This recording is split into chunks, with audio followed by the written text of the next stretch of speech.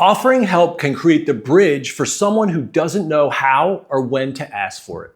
And sometimes, offering help means asking the hardest question of all. Are you thinking about suicide? Suicide is one of the hardest topics to talk about, and yet silence is what makes it most dangerous. Many parents, teachers, friends quietly fear that bringing it up might put the idea in someone's head. But decades of research has repeatedly shown that asking about suicide does not cause harm. What it does is give someone permission to share the weight they've been carrying in silence. When someone feels seen, truly seen, for their pain, it can shift the ground under their feet in positive ways. It can replace isolation with connection and despair with even a spark of hope. That spark can change a life. Sometimes it can save one. I'm Dr. David Danish, a double board certified psychiatrist who has years of experience working with patients who have suicidal thinking and previous suicide attempts. Stick with me until the end, and I'll be sure to share a free resource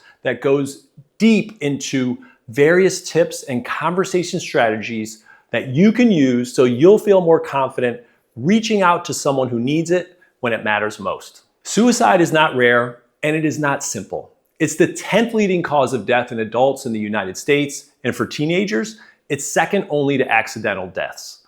Each year, tens of thousands of families lose someone they love to suicide, and millions more live with the ripple effects of attempts. Yet despite the numbers, conversations about suicide are often avoided. Why?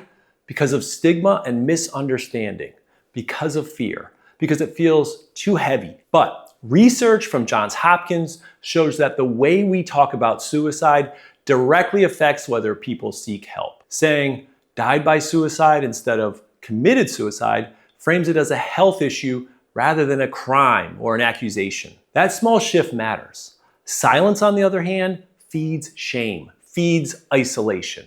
When we don't talk about suicide, stigma grows, and stigma is not neutral. It actively keeps people from reaching out for help. Western Michigan University's guidelines are clear. Talking about suicide does not increase the risk. In fact, most suicidal people feel ambivalence. They don't necessarily want to die, they want the pain to stop.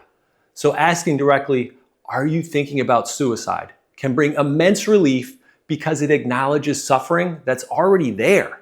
And the follow-up does matter. If someone says yes, you can gently ask, do you have a plan? Or have you felt this way before? These questions don't plant ideas, they'll help gauge urgency. And if someone is at high risk, you never ever leave them alone. And I'll be sure to give you next steps. I want to tell you about the Talk to Me program. Tested in Australian university students, it proves that suicide prevention isn't just for professionals. After completing this online course, students in college and universities across Australia reported higher confidence in asking direct questions, better coping strategies, and greater resilience themselves. What's encouraging is that the skills stuck. They lasted for many months. The lesson here is simple. You don't need all the answers to make a difference. You just need the courage to ask, to listen, and then to guide someone toward help. Psychiatrist Dr. Rachel Gibbons has spent more than a decade studying suicide and supporting families who have lost loved ones to suicide. In her work, she describes 8 truths about suicide, honest lessons that emerge when you sit with both survivors and the bereaved. One of the most sobering but important truths is this: we will never fully know why someone dies by suicide.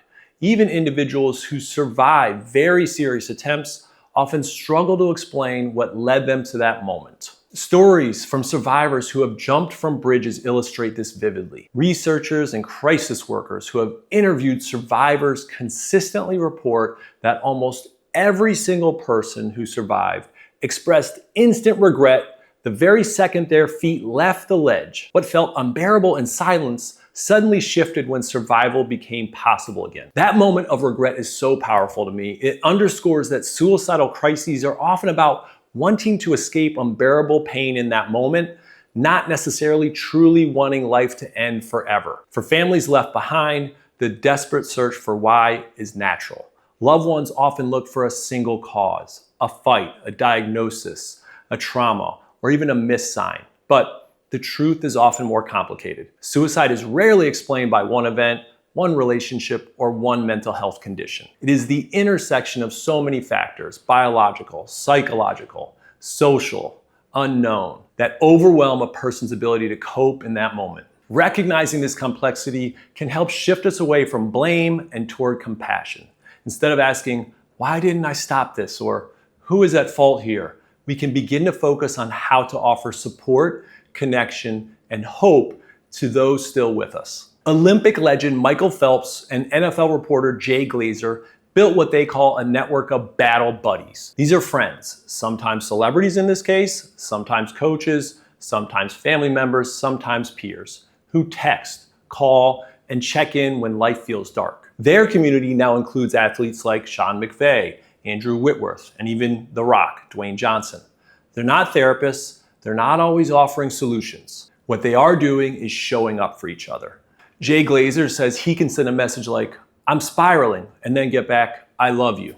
I'm here, let's talk. That kind of connection, that kind of response, the non-judgmental, consistent, real is protective, it's connecting. And you don't need to be famous to build it. A friend, a coworker, a neighbor, a family member. You can be someone's lifeline. Writer Molly Kate Klein reminds us that how we talk after a suicide matters.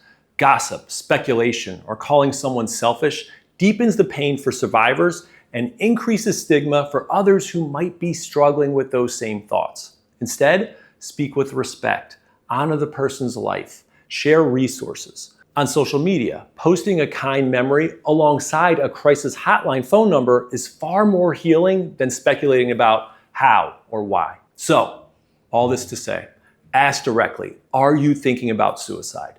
Listen actively, reflect back what you hear, and allow silence. Avoid dismissive phrases like, but you have so much to live for, which minimize the pain.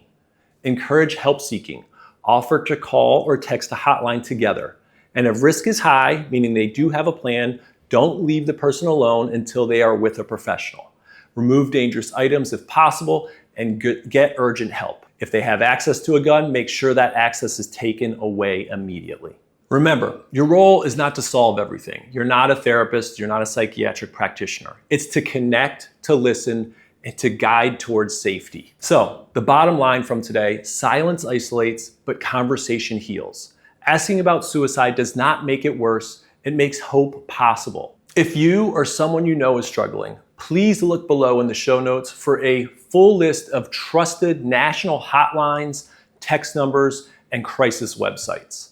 And if you want help starting these conversations at home or with someone you know, visit the Mind Vault at my website, drdaviddanish.com. Inside, you'll find a free resource designed specifically for parents, family members, and friends, so you can talk about mental health with compassion and confidence instead of fear. The Mind Vault also holds a full library of psychiatric medication resources, as well as screening tools for depression and other psychiatric conditions. If this helped at all, please share it with someone else who might find benefit in this. Please like, please subscribe, because that will help get this word out there, and it's so important for everyone to know about.